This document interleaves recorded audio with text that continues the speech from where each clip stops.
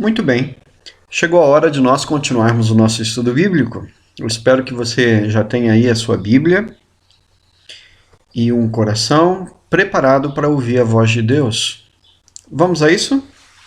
O tema de hoje é muito interessante. Vai responder a algumas das perguntas que ficaram sem resposta no estudo anterior, não é? O porquê que há a morte e a dor? Existe mesmo o diabo? Quem o criou? Vamos ver hoje no estudo. Como surgiu o pecado? Onde surgiu o pecado? Para começar, como uma espécie de quebra-gelo, vamos imaginar uma cena, né? Há um assassinato, alguém tira a vida de outra pessoa e surge então a pergunta: quem foi o culpado? Se nós não pensarmos muito sobre o assunto, vamos logo dizer, olha, o culpado foi quem apertou o gatilho, parece ser o mais óbvio, não? Agora uma pergunta, será que as drogas e o álcool poderiam também ter parte na culpa? Ou seja, se a pessoa que apertou o gatilho não tivesse drogado ou alcoolizada, talvez nunca teria coragem de fazer aquilo? A violência dos filmes poderia também ter parte na culpa? O que levou o tiro? Poderia ele ter parte na culpa? Vamos imaginar aqui uma cena, não é? Uma pessoa trai a esposa, não é? Tá havendo ali um adultério, o marido chega e vê outro homem com a sua esposa e esse homem ainda começa a afrontá-lo, você é isso, você é aquilo, e, e insultá-lo a tal ponto que o marido então perde a cabeça e dá o tiro. Pode acontecer, é uma cena ridícula, não? Uma cena estranha, mas só para nós tentarmos imaginar, ou seja, o que levou o tiro abusou do outro de tal maneira, não é, que ele perdeu, perdeu a noção das coisas e cometeu então o assassinato. E uma pergunta, será que o diabo também tem parte na culpa? Vamos estudar. Vamos ver, antes de propriamente entrarmos no estudo bíblico propriamente dito, vamos ver o que a maioria das pessoas pensam, né? Se nós sairmos aí com o microfone na rua, perguntando, olha, sobre Satanás e diabo ou demônio, o que você pensa? O que você acredita, não? Seguramente nós vamos ouvir muitas opiniões diferentes. Um grupo de pessoas vai dizer que é apenas uma ideia, ou seja, no fundo essas pessoas não acreditam que o diabo exista. Outros vão dizer, bem, é apenas uma energia negativa, é qualquer coisa, há sim uma força e tal, mas nada real, nada palpável. Outros vão dizer que é apenas um pensamento negativo. Outros vão dizer que é um mecanismo de defesa, ou seja, a pessoa comete algo errado e para não assumir os seus erros, ela fala, o diabo me incentivou, o diabo me usou. Agora, para nós, amigos, para nós o que importa não é o que o meu vizinho pensa, não é o que meu irmão pensa, mas o que Deus pensa sobre isso. O que a palavra de Deus fala sobre esse tema. E já que vamos começar agora a ler textos bíblicos e analisar textos bíblicos, é muito importante pedirmos ajuda a Deus. Convido você a elevar os seus pensamentos ao céu, a nesse momento termos uma prece pedindo a Deus a sua ajuda para esclarecermos esse tema que é tão importante. Senhor Deus, Pai Todo-Poderoso, Criador dos céus, da terra, do universo, nesse momento, Pai, nós, na qualidade de filhos, nós suplicamos a Tua presença nas nossas vidas. Abra nossa mente, o nosso coração, dá-nos sabedoria para extrairmos as verdades preciosas da Tua palavra. Te pedimos a Tua ajuda, a porção dobrada do Teu Espírito Santo, não porque merecemos, mas nós te suplicamos em nome e pelo amor de Jesus. Amém. O que a Bíblia diz? Primeira pergunta do estudo de hoje é: com quem se originou o pecado? O pecado iniciou, não? A origem do pecado começou com quem? Quem foi o primeiro a pecar? Sabe, muitas vezes quando eu dou esse estudo bíblico e pergunto isso para a pessoa que está aprendendo a Bíblia, muita gente diz: olha, o pecado começou lá no Jardim do Éden, não? Eva desobedeceu a Deus, pegou o fruto proibido. E as pessoas dizem assim, Adão e Eva, a esmagadora maioria das pessoas dizem que o pecado começou lá no Jardim do Éden com Adão e Eva. Amigo, não foi lá que começou o pecado. Vamos ver o texto bíblico? 1 João, no capítulo 3, verso 8, a palavra de Deus diz assim: aquele que pratica o pecado procede do diabo. Essa palavra procede significa vem, não? Aquele que pratica o pecado vem do diabo, procede do diabo. Por quê?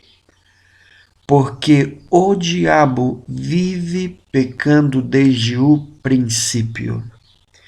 Então, o início, o princípio do pecado começou com quem? Com o diabo. Bom, foi Satanás criado pecador? Deixemos que a própria palavra de Deus responda. Estavas no Éden, jardim de Deus.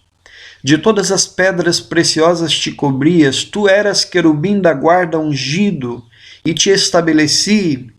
Permanecias no monte santo de Deus, no brilho das pedras andavas. Continuação do texto. Perfeito era nos teus caminhos desde o dia em que foste criado, até que se achou iniquidade em ti. Ezequiel, capítulo 28, verso 13 até o verso 15. Bom, esse texto deixa claro que Deus criou um ser perfeito, chamado Lúcifer, um anjo de Deus. Ele era perfeito. E por quê? Porque tudo que Deus faz é perfeito. E perfeição para Deus implica livre-arbítrio. Nós somos livres. Deus podia fazer o ser humano preparado como um robô para só falar palavras bonitas, para só ter atitudes simpáticas, para ser perfeito desde uma perspectiva humana. Mas isso não é perfeição aos olhos de Deus.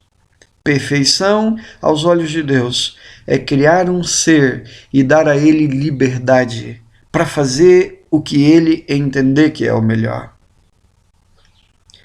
E Lúcifer, esse anjo de luz, foi criado perfeito, com liberdade. Como todos nós somos criados, com liberdade. Somos livres para fazer o bem ou o mal. Ezequiel 28, verso 17, nos esclarece um detalhe a mais. Elevou-se o teu coração por causa da tua formosura. Corrompeste a tua sabedoria por causa do teu resplendor. Lancei-te por terra. Quero fazer aqui um resumo, não? Do que aconteceu no céu e depois vamos ver os textos bíblicos para ver de onde tem a base, não? Do que vou vos falar agora. Nós pensamos que política, não é algo aqui dessa terra. Muitos não gostam da política, né? Muitas vezes os políticos prometem coisas que não cumprem. E a imagem política está cada vez mais desgastada por isso. Por que eu estou dizendo isso? Bom, deixa eu fazer aqui uma ilustração de tudo, ok? E depois você vai entender melhor. Nós pensamos que hierarquia também é algo só aqui da Terra, não? Vamos pensar, por exemplo, na hierarquia do exército, por exemplo. Eu posso falar algum disparate, porque não sou especialista nessa área, mas nós sabemos que, por exemplo, o soldado na hierarquia é o menor, ou seja, todo mundo manda no soldado.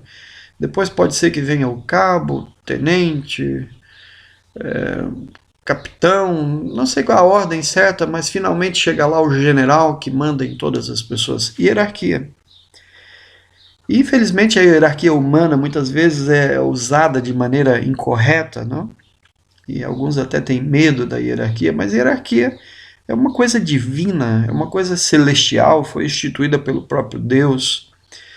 No céu, por exemplo, a Bíblia fala que existe os anjos, os arcanjos, os querubins.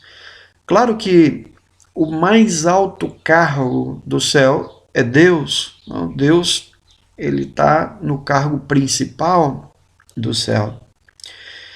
E Deus criou um anjo chamado Lúcifer. E esse anjo, na hierarquia celestial, abaixo de Deus, Deus concedeu a ele o cargo mais importante. Ele tinha, por exemplo, uma das funções que ele tinha era dirigir o coro celestial. Já agora é bom sabermos que ele é um especialista em música e temos que ter muito cuidado com as músicas que nós ouvimos, porque a música tem um poder tremendo, tanto para o bem como para o mal. E eu queria que vocês imaginassem comigo agora uma cena. Milhares, a Bíblia não diz quantos anjos existem no céu, mas quando a Bíblia fala de quantidade de anjos, a Bíblia diz que no céu existem milhares e milhares, milhões e milhões, miríades e miríades. É uma quantidade tremenda de anjos. E eu queria que você imaginasse Lúcifer reunindo todos os anjos do céu para prestarem um culto de louvor e adoração ao Deus Todo-Poderoso sentado no trono. Mas ali milhares de anjos olhando para Lúcifer como o regente do coro, não? E Lúcifer ergue uma mão e milhares de anjos cantam num tom. E Lúcifer ergue outra mão e outros milhares e milhões de anjos cantando em outras vozes e as vozes se unindo e todo esse louvor, toda essa glória para o nosso Deus. Agora todos os anjos olhando para ele. Eu não sei como foi, amigo, e nós somos livres para pensar, não? Mas eu imagino Lúcifer vendo todos os anjos olhando para ele e ele se sentiu especial. E um dia no seu coração ele pensou: como seria se todo esse louvor, se toda essa adoração fosse para mim? Nós vamos ver em estudos posteriores, não, que Deus sabe todas as coisas. Deus vê todas as coisas. Deus está em todos os lugares. Deus é Deus, não é por acaso. E Deus, inclusive, quando Lúcifer pensou em tomar o lugar de Deus pela primeira vez, Deus sabia o que estava acontecendo. Mas nós vimos no estudo anterior que Deus é, acima de tudo, amor. Deus é bondade.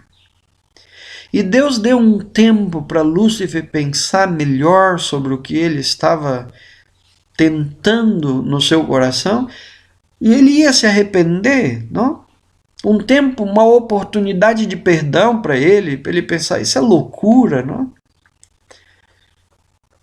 Mas Lúcifer começou, nesse tempo de oportunidade que Deus deu, Lúcifer começou a fazer política no céu. Lembra que eu falei que política é coisa aqui da terra? Começou lá no céu também. Eu imagino Lúcifer chegar no ouvido de cada anjo e dizer: ei, psiu, ei, você, eu tenho um plano aqui. Se você me aceitar como rei do universo, olha, o céu já é bom, o céu é extraordinário, mas vai ficar ainda melhor, porque eu vou fazer isso, eu vou fazer aquilo. Os políticos, no tempo da campanha política, eles prometem tudo, o possível e especialmente o quê? O impossível. Para ganhar vendem até os pais, fazem tudo, passam em cima de todos. E foi justamente isso que Lúcifer fez no céu, uma política suja.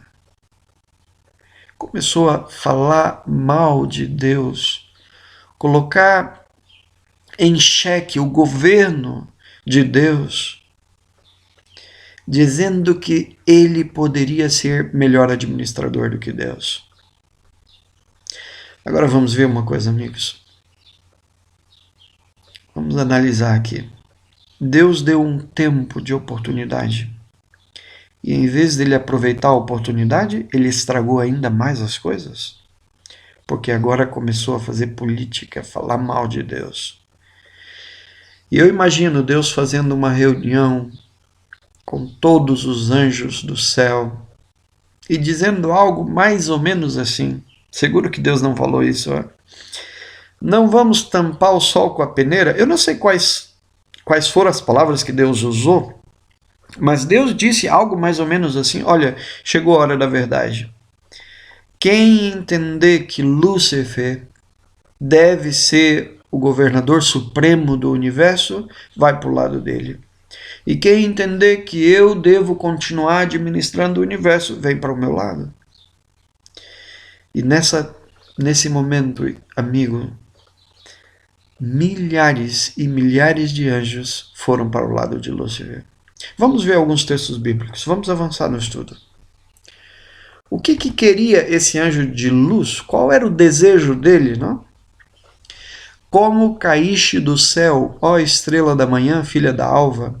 Como foste lançada por terra, tu que debilitavas as nações, tu dizias no teu coração, qual era o pensamento, não? O que ia na mente desse anjo? Eu subirei ao céu, acima das estrelas de Deus, exaltarei o meu trono, e no monte da congregação me assentarei, nas extremidades do norte, subirei acima das mais altas nuvens, e serei semelhante ao Altíssimo. Isaías 14, 12 a 14. Ele queria tomar o lugar de quem? Ele queria ser Deus. O que aconteceu no céu? Lembra da reunião que eu acabei de dizer para vocês? Houve peleja no céu. Miguel, atenção, sempre que a Bíblia refere a Miguel, está falando de Jesus, está falando do Filho de Deus. Miguel e os seus anjos pelejaram contra o dragão. A partir desse momento, Lúcifer, que significa um anjo de luz, deixou de ser um anjo de luz e a Bíblia passa a chamá-lo de dragão. Miguel, Jesus e os seus anjos pelejaram contra o dragão, o diabo, Satanás. Também pelejaram o dragão e os seus anjos, ou seja, os anjos que ficaram do lado de Lúcifer. Todavia, não prevaleceram e nem mais se achou no céu o lugar deles. Perderam a batalha.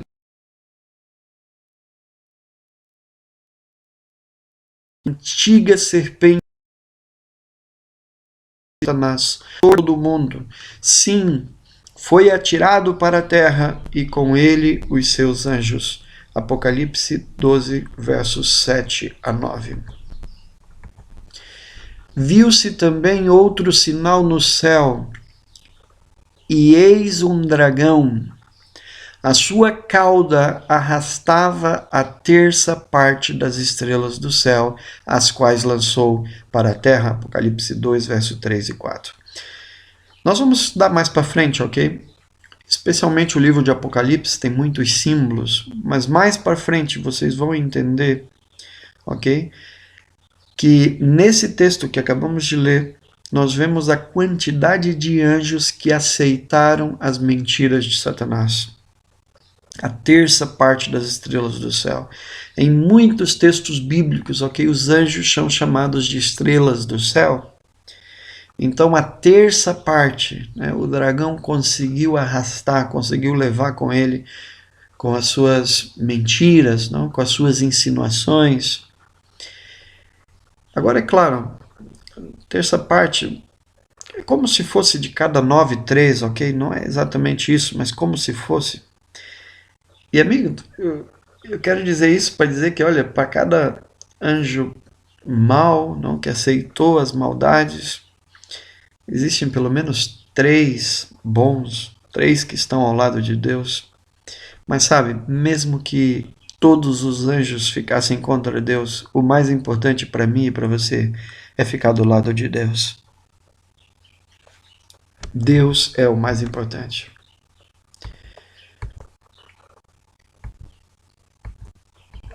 Esse texto bíblico em Lucas, no capítulo 10, verso 18, Jesus, não, aqui é Jesus falando, Jesus lhes disse: Eu vi Satanás cair do céu como um relâmpago. Esse texto até para mostrar para nós, entende, que Jesus não começou a existir ali como um bebê, não, Jesus sempre existiu. O Filho de Deus é eterno, como o próprio Pai é eterno, como o próprio Espírito Santo é eterno.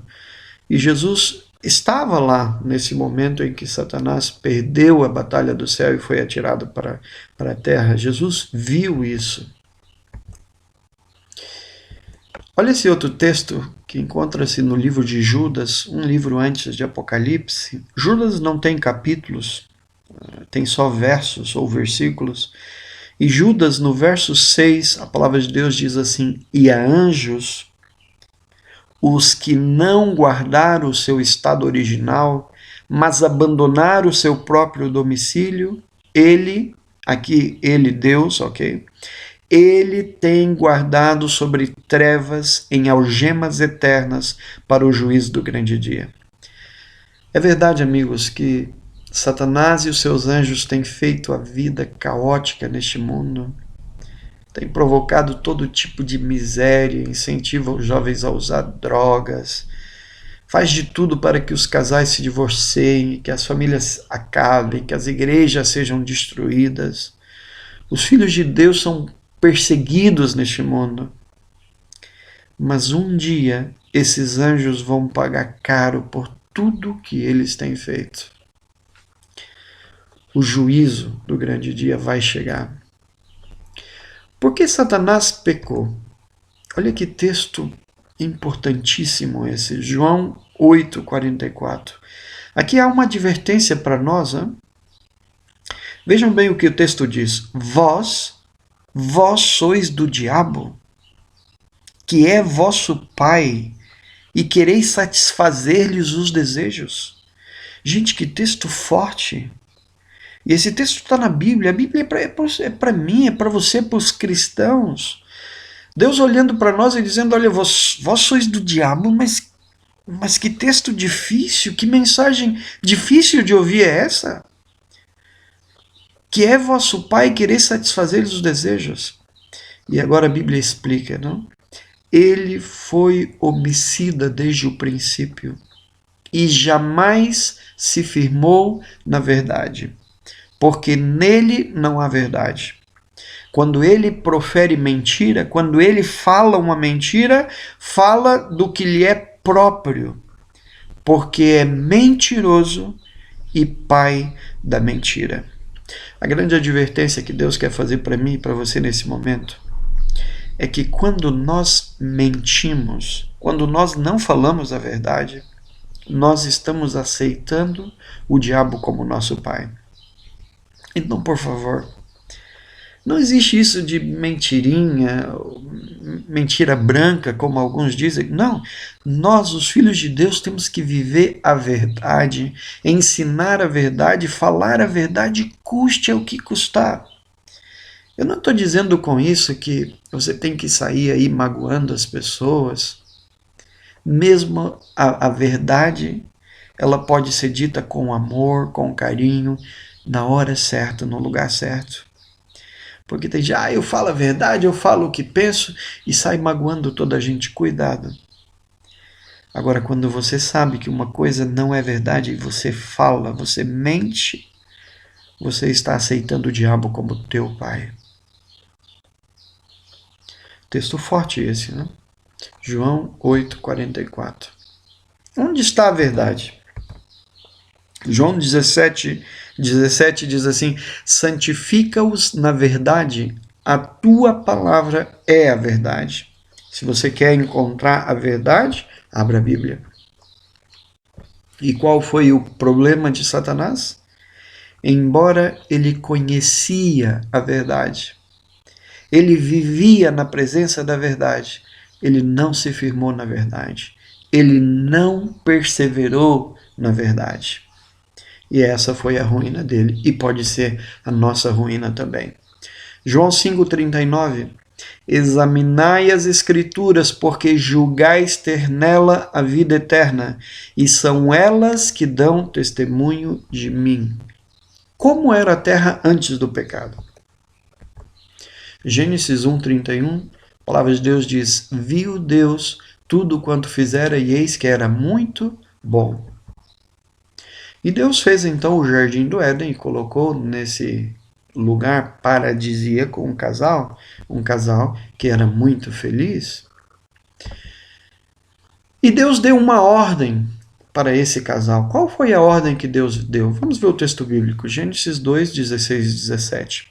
E o Senhor Deus lhe deu essa ordem: de toda árvore do jardim comerás livremente, mas da árvore do conhecimento do bem e do mal não comerás, porque no dia em que dela comeres, certamente morrerás. Então Deus tinha criado todo tipo de frutos, não? Eu fico imaginando milhares e milhares de árvores, todo tipo de fruto, e dessas árvores todas Deus fala: olha, tudo é para vocês, mas só peço uma coisa: não toquem naquela árvore. Sabe que foi muito o que Deus pediu? Será que foi uma ordem difícil de ser executada? O homem obedeceu a lei de Deus, obedeceu a ordem de Deus. Gênesis 3, verso 6. Vendo a mulher que a árvore era boa para se comer, agradável aos olhos e árvore desejável para dar entendimento, tomou-lhe do fruto e comeu, e deu também ao marido. E ele comeu. Curioso, não? Deus falou para Adão e Eva: filhos, não comam do fruto, porque o dia em que vocês comerem, vocês vão morrer. E agora aparece uma serpente em Gênesis 3, 4, dizendo: é certo que não morrereis?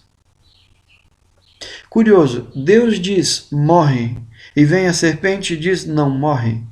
Em quem é que os seres humanos preferiram acreditar? Na serpente, infelizmente.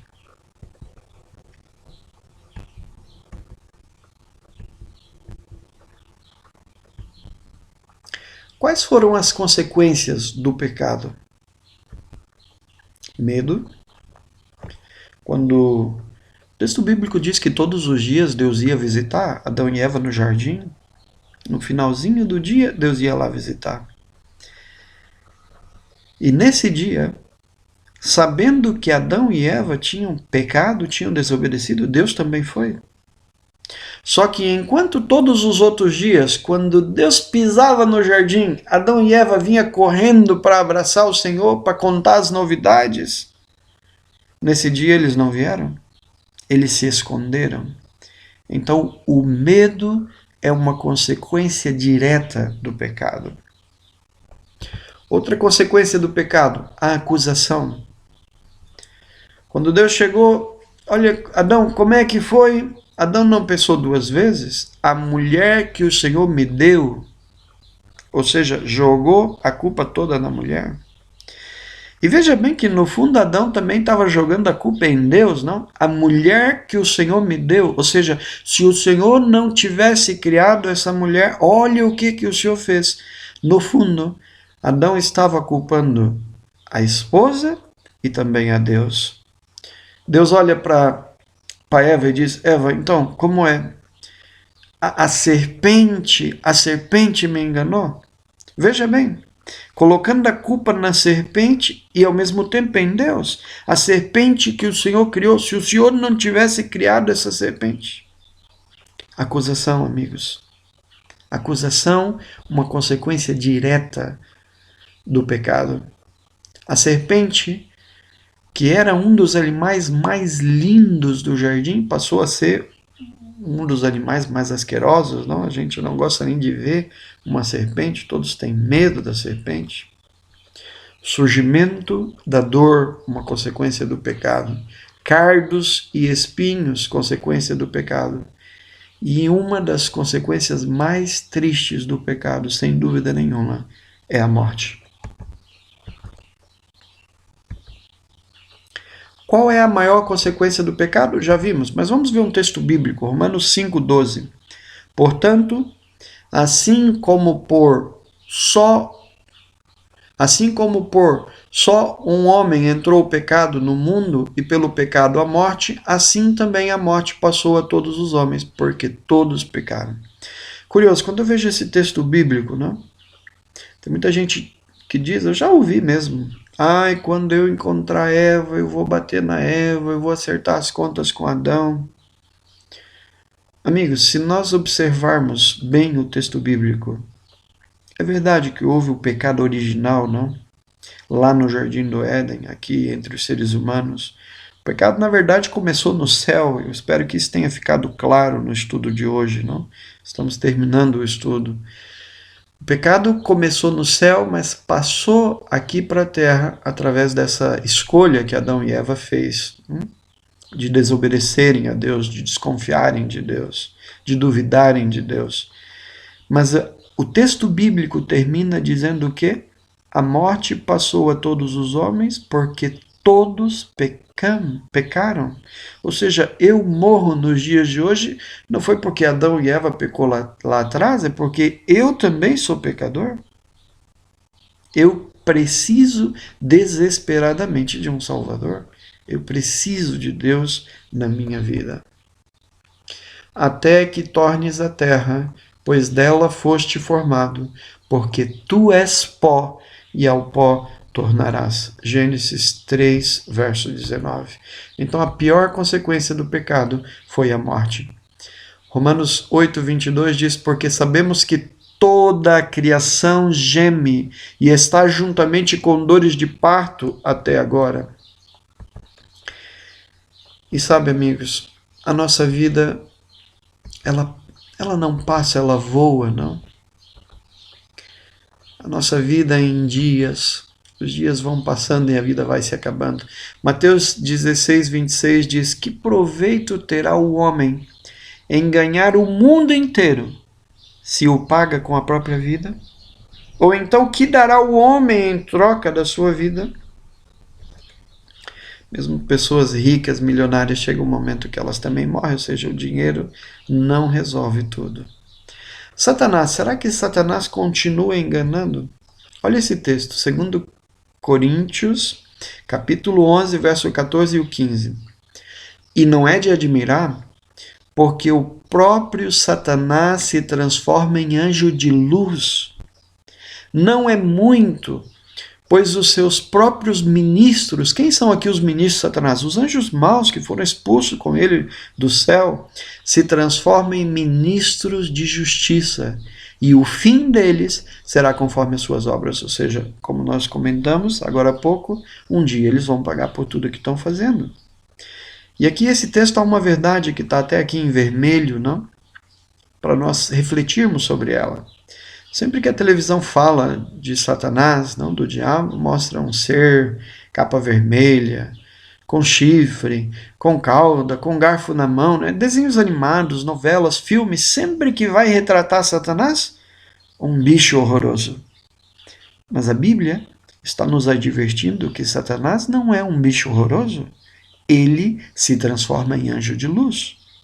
E claro, como todo mundo pensa que ele é um bicho feio, quando ele aparecer como ele de fato é, um anjo de luz, as pessoas vão pensar que ele é Deus, que ele é um anjo do Senhor, e vai poder enganar muita gente. Só não vai enganar, amigos, se você conhecer bem a palavra de Deus. A palavra de Deus diz, conhecereis a verdade, e a verdade vos libertará. Romanos 5,19, porque como pela desobediência de um só homem muitos se tornaram pecadores, assim também por meio da obediência de um só, muitos se tornaram justos. Romanos 5,19. Nós vamos ver o plano da salvação. Vai ser o nosso próximo estudo bíblico, né?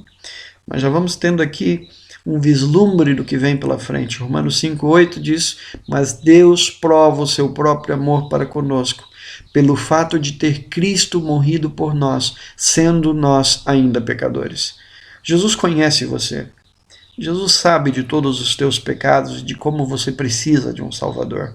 E mesmo conhecendo você como Ele conhece, conhecendo a mim como Ele conhece, Ele nos ama e Ele estabeleceu um plano para nos salvar. E é sobre isso que vamos ver no próximo estudo. Eu espero que você esteja preparado, que a tua Bíblia possa estar nas tuas mãos e em breve nós vamos nos encontrar para estudar sobre esse plano extraordinário que foi a morte de Jesus na cruz do Calvário. Que o Senhor te abençoe. Se essa mensagem foi importante para a tua vida, passe ela para frente, divulgue nas tuas redes sociais, mande o link para um amigo, para um colega. Embaixo do vídeo vai estar o meu e-mail, o meu WhatsApp, se você precisar de alguma informação adicional. Já agora, como nós estamos estudando a Bíblia, eu lanço um desafio. Eu atualmente vivo em Portugal. Todos que porventura ainda não tiverem uma Bíblia na sua casa, me mande um e-mail. Meu correio eletrônico vai estar no rodapé desse vídeo, nas informações do vídeo. Mande um e-mail para mim com o seu endereço, com a sua morada completa, e eu vou enviar para a sua casa uma Bíblia sagrada, ok? Uma Bíblia nova e completamente gratuita. De graça recebeis, de graça dai. Então eu vou ter o privilégio de enviar para a tua casa uma Bíblia. Se você já tiver a Bíblia, ótimo, ok? Todas as Bíblias, né, elas são praticamente iguais. Pode mudar uma palavrinha ou outra, né, uma versão atualizada. Não importa a Bíblia que você tenha na sua casa, a gente estuda ela juntos. Ah, você não tem uma Bíblia? Não faz mal. Envia para mim a sua direção completa, o nome da sua rua, a sua porta, código postal, envia certinho a tua morada, que eu vou fazer chegar uma Bíblia na tua casa de maneira totalmente gratuita. O desafio está lançado, ok? Para todos que vivem em Portugal, vão receber então uma Bíblia gratuita aí na sua casa. Amigo, nem só de pão viverá o homem, mas de toda palavra que sai da boca de Deus. Que esse possa ser o nosso desejo, nos alimentarmos da palavra de Deus. Que o Senhor te abençoe e te guarde. É o meu desejo em nome de Jesus. Amém.